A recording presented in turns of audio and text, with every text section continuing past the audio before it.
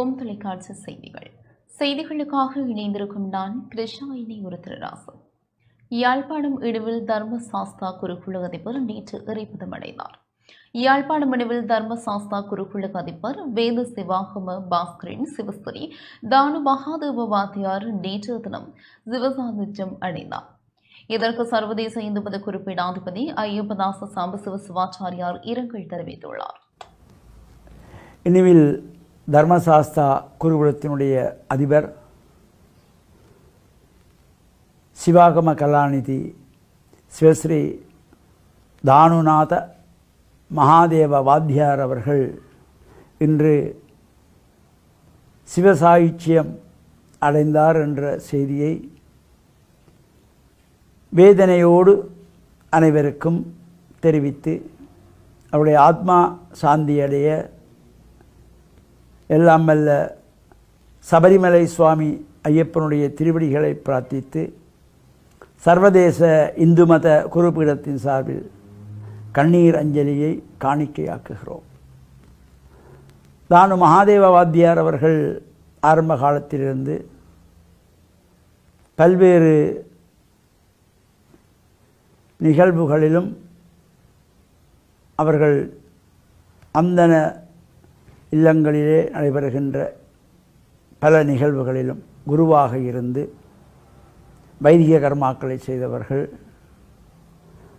பல சவால்களுக்கு முகம் கொடுத்தவர்கள், பல சவால்களை எதிர்த்து குருகுலத்தை அமைத்து நூற்றுக்கணக்கான மாணவர்களை ஆரம்ப காலத்தில் உருவாக்கி இன்று உலகளாவிய ரீதியிலே ஆயிரக்கணக்கான அவருடைய மாணவர்கள் குருத்துவ பணியிலே ஈடுபடுகின்றார்கள். மாதவாத்தியார் அவர்கள் ஆனந்தமான வாழ்வு வாழ்ந்தவர்கள். சந்தோஷமான இல்லறத்திலே அவருக்கு துணைவி அமைந்தது.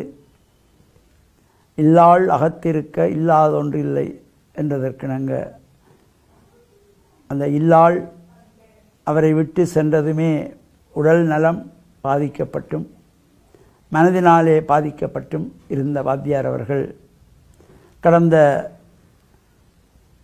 4-5 மாதங்களாக உடல்நலம் குன்றியிருந்து இன்றைய தினம் 25/4/2025